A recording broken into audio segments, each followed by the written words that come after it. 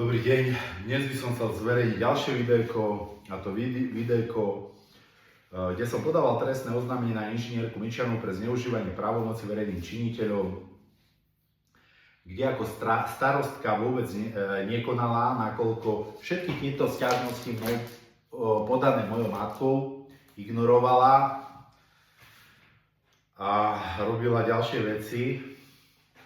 Takže poďme si to prejsť.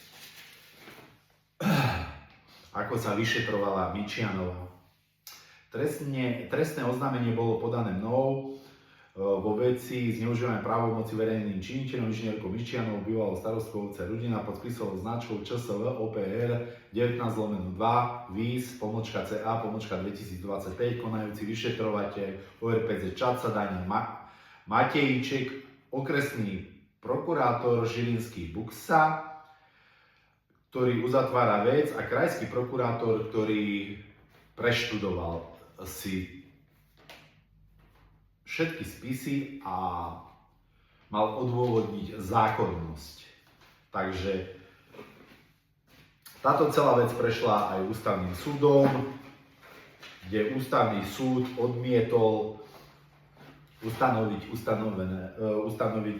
ústavného právnika mojej matke, nakoľko je telesne postihnutá, umiestnenia DSS-ke, je ležiaca, je zaplienkovaná, kde jej dôchodok nepostačuje na platenie tejto DSS-ky, kde rodina dopláca, kde rodina ako ja doplácam na matku. Vo veci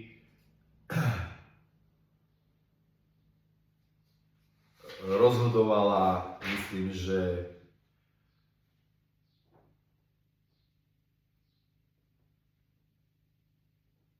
Baricová, Ďuriš a Maďar, ústavní sudcovia, kde porušili právo na spravodlivý proces, právo na právnu pomoc, právo na spravodlivé konanie, právo na účinný prostriedok nápravy, zákaz neľudského ponižujúceho zaobchádzania, ignorovanie zdravotného stavu invalidnej dôchodkyne, psychické znevažovanie, psychické utrpenie. A podľa článku 1 protokolu 1 ochrana vlastníctva, poškodenie domu, strata bývania, marenie vlastníckych práv.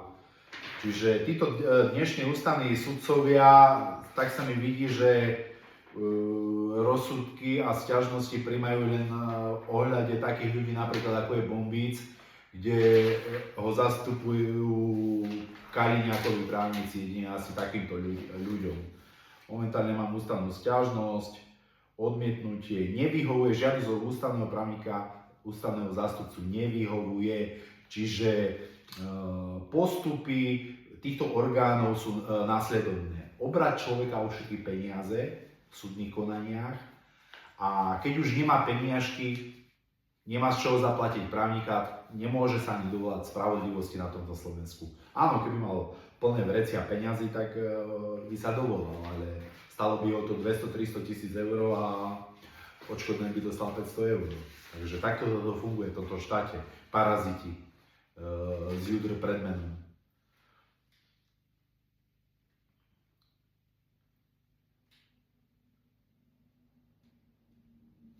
Takže všetko je odmietnuté formálne, bez nejakého vecného preskúmania. A ideme od začiatku. Tu je trestné oznámenie na Mičianovú. Zneužívanie právomoci verejným činiteľom. Vykonáva poprvé, podľa paragrafu 326, poprvé vykonáva svoju právomoc spôsobom odporujúcim zákonu. Moja matka hľadala ochranu na obci a ako verejný činiteľ Mičianová nejakým spôsobom nezasiahla. Nedala urobiť štátny stavebný dohľad, napríklad svoju kamošku Vachalkovú nezavolala jej, nedali urobiť štátny stavebný dohľad, nestačilo napísať jednu sťažnosť a pani Okuliarová okamžite urobila štátny stavebný dohľad.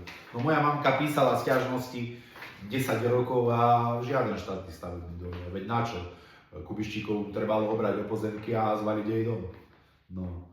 Takže vykonáva svoju právomoc spôsobom odporujúcim zákonu, prekročí svoju právomoc alebo nesplní povinnosť vyplývajúcu z jeho právomoci alebo z rozhodnutia súdu, potrestá sa s odňatím slobody 2 až 5 rokov, odňatím slobody na 4 až 10 rokov sa páchateľ potrestá, ak spáchačím uvedený v odseku 1 závažným spôsobom konania na chránenej osobe a z osobitného motivu. To je jasné, to je Mičianová. Odňatím slobody na 7 až 12 rokov sa páchateľ potrestá, ak spáchačím uvedený v odseku 1 spôsobením ťažkú újmu na zdraví alebo smrť, spôsobením značnú škodu. Všetko to pasuje na Mičianovu. Už som to raz čítal.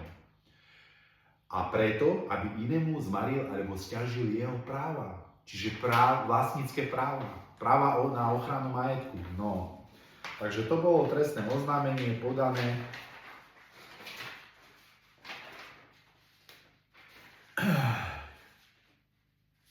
Týmto dňom podávam trestné oznámenie na bývalú starostku obce Rudina Annu Mičianovú, bytom Rudina, trestný čin zneužívania právomoci verejného činiteľa. Moja matka niekedy v rokoch 2013 až 2018 žiadala obecný úrad Rudine, aby nariadil rodine Bučkovej, že ani po niekoľkých výzvach nereagujú na naše výzvy alebo ignorujú naše ústne napomenutia, že nech si odvedú vodu zo svojej strechy mimo terén nášho domu. V roku 2015 Mičianová zvolala spoločné stretnutie Bučkovej, na ktorom som sa zúčastnil ja a moja stará mama, o čom je aj zápis obecného úradu. Bučková prišla na stretnutie a keď zbadala, že sme tam ja aj so starou mamou, tak povedala, že čo ma potom a odišla. Moja matka sa domáhala ochrany na obecnom úrade a u starostky Mičianovej. Mičianová mala okamžite nejakým spôsobom nariadiť alebo vyzvať Bučkovú, aby zo svojich zvodov vodu mala okamžite urobiť stavebný štátny dohľad nad touto stavbou a urobiť zápis o tejto stavbe aj so stavebným úradom v Kysuckom Novom Meste. S pani inžinierkou Vachalkovou Mičianová, s Bučkovou boli aj sú pri príbuzenskom vzťahu. Začali sa kúť plány proti mojej matke, ako je znepríjemný život. Mičianová navštevovala Bučkovú v jej dome a jedného dňa, keď Mičianová odchádzala od Bučkovej, alebo vchádzala k Bučkovej, s veľkým smiechom povedala: neboj sa, Hanka, ja jej ešte ukážem, kto som ja, svedok som bol toho ja a moja matka, ktorá dnes nebola vypočutá, čo je zámer, len aby Mičianovú nezačali trestne stíhať. Voda zo zvodov zdevastovala dom. Mičianová už touto krivou výpovedou ako verejný činiteľ zneužívala právomoci na invalidnej dôchodkyni s ťažkým postihnutím a po dohode s Bučkovou docielili, že máme zamietli žalobu, čím jej zmarili právo na náhradu škody, ktorá je v odvolaní aj s dôkazmi ako dva znalecké posudky, ako vznikli škody, video, záznamy, fotodokumentácia, žiadosti so sťažnosťami obecnému úradu.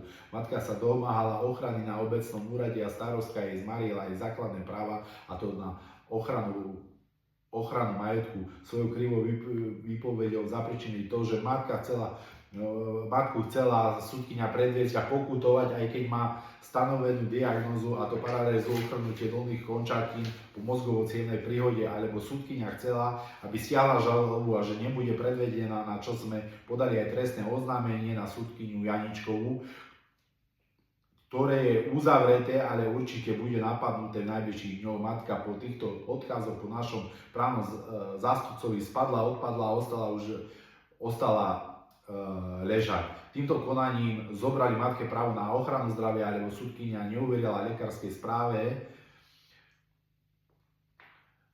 od neurologa Olbertovej. Prikláňa sa k vyjadreniu Mičianovej, ktoré sú celé podvodom tohto sporu. Všetky trestné oznámenia, ktoré boli podané na rodinu Bučkovú, bývalú starostu Mičianovú, ktoré Janičkovú, sú spolu bezprostredne súvisia. Takže takto bolo podané trestné oznámenie. No. A čo urobil vyšetrovateľ, jak sa volal? Matejíček. Prečítal si, mňa dopočul, ale čo urobil? Nevypočul poškodenú a hlavného svedka. Taktiež nevypočul jej matku, ktorá býva v tomto dome. Čiže bol porušený trestný poriadok podľa paragrafu 2 odstavec 10, myslím. Lebo pri objasnení trestného činu musia v prvom rade vypočuť poškodenú a svedkov. Čiže tu sa nevypočúva nikto. Vyšetrovanie prebehlo formálne a z môjho pohľadu ide opäť o rovnaký postup polície aj prokuratúry, kde sa kryje táto Mičianová. Samozrejme, keby bola vypočutá moja mamka a porozprávala by tu, ako sa jej tu Mičianová vyhražala pod oknami, tak mohol by to byť trestný čin vyhrážania a v jej kompetencii ako starostky by to mohlo byť aj zneužívanie právomoci verejným činiteľom. No ale v prípade, že ich by mal niekto usvedčiť, vtedy sa poškodení nevypočúvajú ani ich svedkovia. Vypočuje sa iba páchateľ a páchateľ povie: ja nič, je muzikant, ja si nepamätám. Takže takto to funguje na ORPZ Čadca. Keby ja som niečo také urobil, z Južnej Afriky ide lietadlo, vládny špeciál, aby doviezlo svedkov, ktorí by vypovedali, hovorili do 24 hodín, aby som bol hneď umiestnený vo väzbe. Že bandička z prokuratúry. No. Takže ide tu o priame krytie Mičianovej a jej rodiny. Všetky trestné oznámenia skončili asi takýmto spôsobom, že nikdy nevypočuli matku, alebo vypočuli matku, čo sa týka pozemkov, až po roku a pol, kde oni majú presné informácie o jej zdravotnom stave. Si vedia zistiť, či už úplne osprostela, pamätá si, či už neosprostela. No, ako vo veci pozemkov. Vtedy jej boli vysadené asi 2 alebo 3 týždne psychiatrické lieky, kde bola moja matka stále ako pod drogami. Čiže potom prišli vypočúvať moju matku, čo bola úplne... A kladené otázky boli tak, aby vôbec neboli opomenutí Mičianová. No ale však počuli ste sami video, ktoré som zverejnil, ako to asi je. No. Takže takto Daniel Matejčík porušil trestný poriadok, nevypočul nikoho, iba mňa, vôbec ma mu nevypočuli k trestnému činu. No a takto tu prebieha vyšetrovanie verejných známych osôb. Potom bola mnou podaná sťažnosť voči uzneseniu do 3 dní, kde Buxa formálne si prečítal to, čo napísal vyšetrovateľ, potvrdil to. A to isté urobil aj krajský prokurátor. Všetko je zákonné a všetko je v poriadku. Matka vykrútená na vozíku, na posteli, zaplinkovaná, dom zničený a všetko je v súlade ich zákonom. Takže asi takto prebiehalo trestné oznámenie vo veci poškodzovania cudzieho majetku, vo veci zneužívania právomoci, kde moja matka hľadala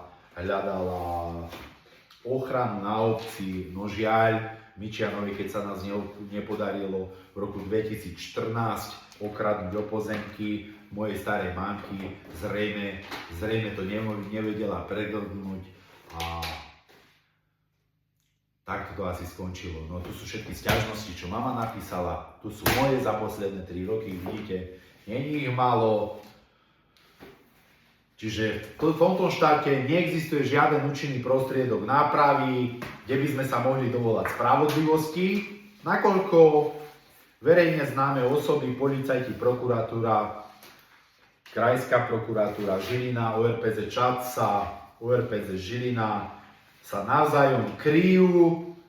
No a podľa môjho názoru ide o jednoznačnú korupciu v tomto štáte, jednoznačnú korupciu. Však nakoniec mi to povedal aj vyšetrovateľ, ktorý vyšetroval Janíčkovú, čo bude ďalšie videjko, ktorá pri výsluchu klamala, čo pekne máme zdokumentované všetky podvody. Mi povedal jasne, že aby som zabudol, že on tam bude nejakú korupciu vyšetrovať, čiže oni sa nevyšetrujú. No. Takže to by bolo asi všetko k tomuto. To bolo také kratšie videjko, ale takže tak. Mičianová nenariadila nič, voda tiekla, 2 znavecké posudky, dom popraskaný, podmytý. No, to je asi všetko.